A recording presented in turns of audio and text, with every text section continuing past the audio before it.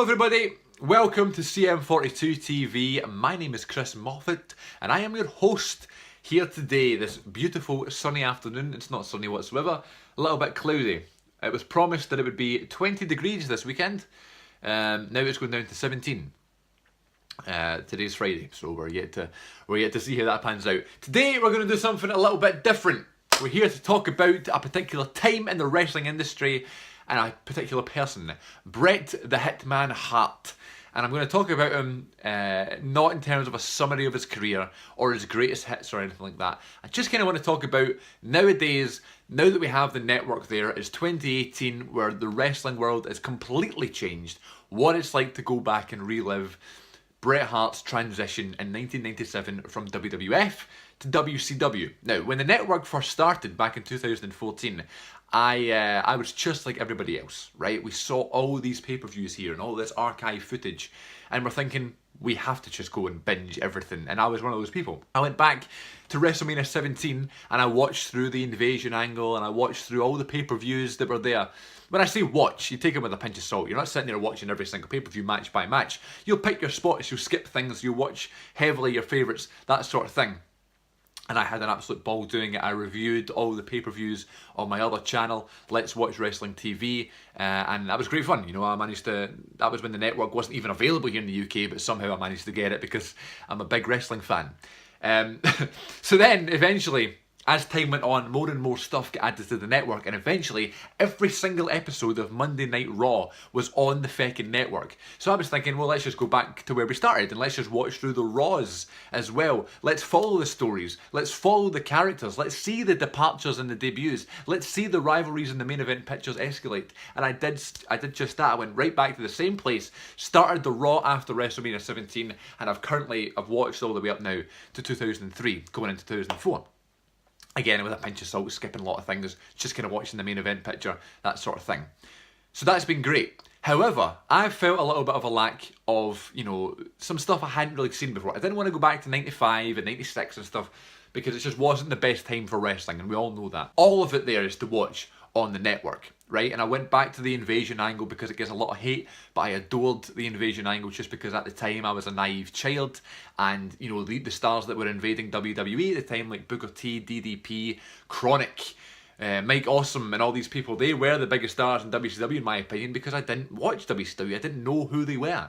You know, I was 4 or 5 years old, you know what I mean? So that was a big deal at the time. It didn't bother me, the fact we didn't have Sting, Luger, the NWO, Macho Man, you know, Goldberg, that sort of thing. I didn't know that at the time. You know, when the NWO was introduced, I was like, who the fuck are the NWO? And then I was like, oh my god, it's Hulk Hogan and Razor Ramon and stuff and Diesel. And the Poison and yeah, all that stuff, right? That was all brand new to me, right? So I didn't know that Bret Hart made the jump back in 97. I didn't know that. I just thought Bret Hart's always been a WWE guy. Eventually he went to WCW, and it was always, when I was a child, it was always that Bret Hart was always known for having brain damage, which isn't the case at all. We had a stroke and suffered a bad concussion.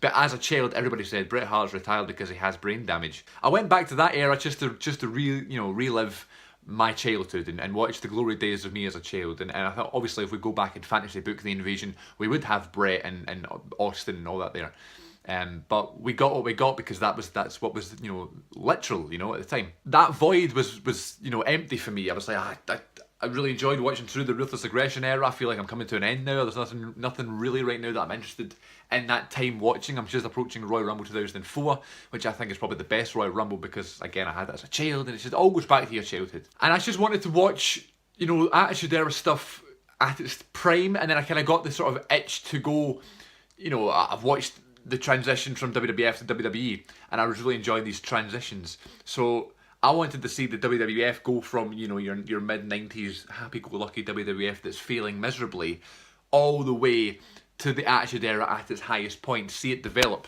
I've got a little thing there, I'm sorry.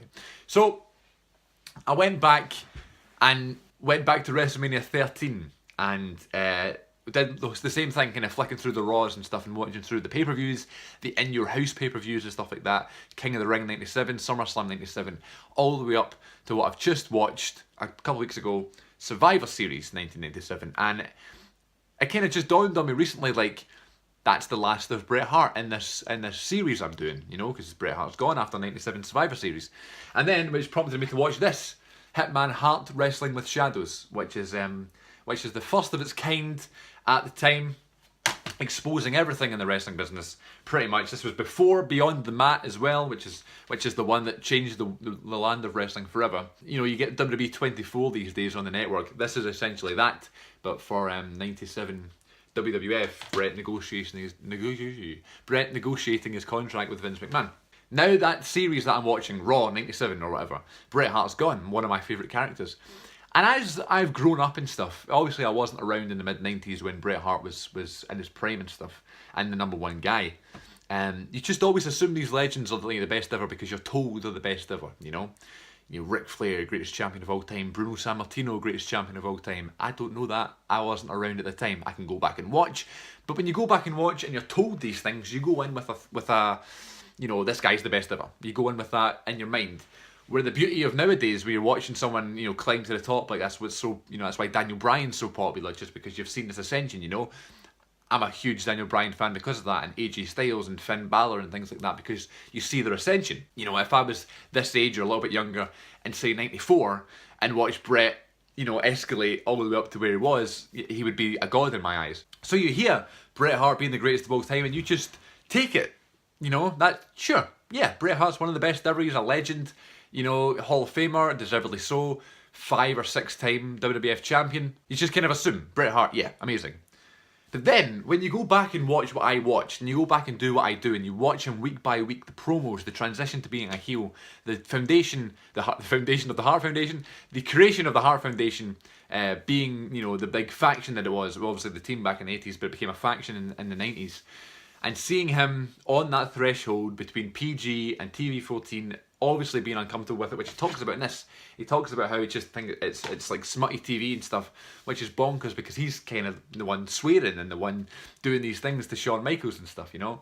And it is a very, very, very interesting time to be watching, especially nowadays with, you know, hindsight being 2020, knowing where the business goes, knowing how the business works now is a big thing. Because back in '97, you didn't know.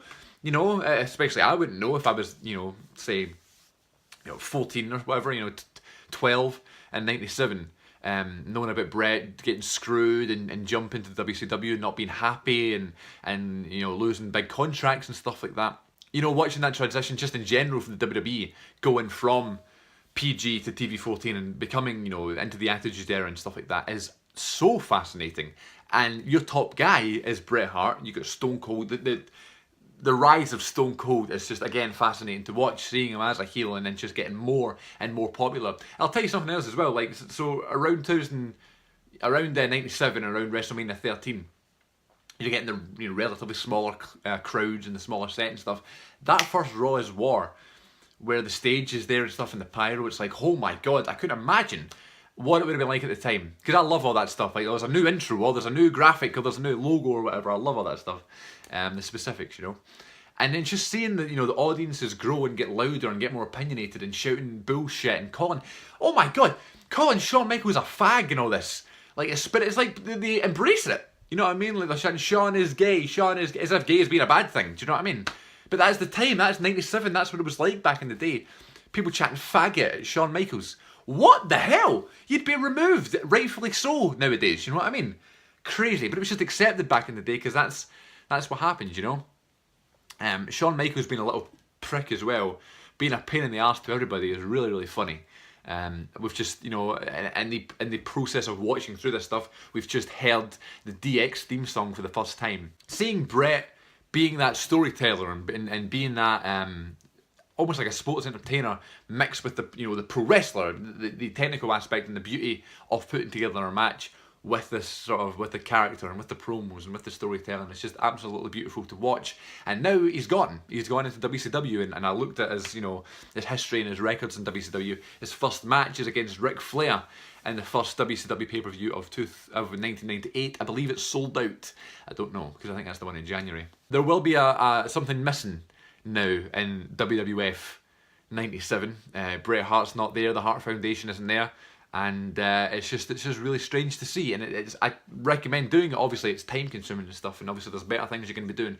But when I'm saying sit down and watch these things. I don't really mean you have to be glued to your TV. You can be writing essays, you can be editing videos, you can be making videos, and you can have it on in the background. We love putting in match compilations and stuff like that, just letting them play. Well, essentially that's what we're doing here. You know, we're just watching through the Raws and following the story. Because if you watch it, you know, obviously week by week it's kind of hard to follow, but if you watch it one after another and watch, you know, a couple and skim through a few in a row, you really see the stories coming together, especially someone as absolutely masterful as the Hitman Bret Hart. So, I'm really going to miss Bret Hart. And it's a shame that he's not in my life anymore. I might watch some of his WCW matches. Obviously, he was never as popular, and it never really took off really for him. You know, a bunch of unfortunate injuries, Owens' horrible death, the concussion that Goldberg gives him and stuff like that. I guess it's just never really struck gold in WCW, and it's just, you know, never hit me, and never really felt like he really wanted to be there. You know, it was just, you know, sour grapes that he got screwed at the title. And just watching things like the screw job happen and stuff, it's absolutely fascinating, especially from a different point of view, now that hindsight's been 2020, as I said. So go back and watch some of those Bret Hart matches. Go back and watch the stories that he's telling with Shawn Michaels and Ken Shamrock and Stone Cold, because they're absolutely priceless, and they're absolutely, you know, a million years ahead of what we get nowadays. And I love nowadays wrestling. I do. Like, everybody hates on it and stuff. I love the WWE, I love watching Raw, I love watching SmackDown every week. It's just not the same though. There's a buzz about it back then, you know, and now that Bret's gone, I don't know what's going to happen. Oh, my life is going to be a wreck. So, there we go. I guess it's just a little bit of a rambling session there. I just wanted to talk about Bret reliving his sort of tenure, being on top and being that sort of anti-hero, being absolutely revered in Canada and being despised in the US. Will we ever see anything like that again? WWE just don't go to Canada as often. I felt like back in the day, in '97, there was just as many Raws in Canada, in Ottawa, Toronto, Quebec, Montreal. They're in Canada the same amount of times as they're in America, which is totally bonkers as well, because just they're never away from America nowadays, which is a shame. But anyway, not really sure what that was, but it's just some thoughts on Bret Hart making that transition to WCW,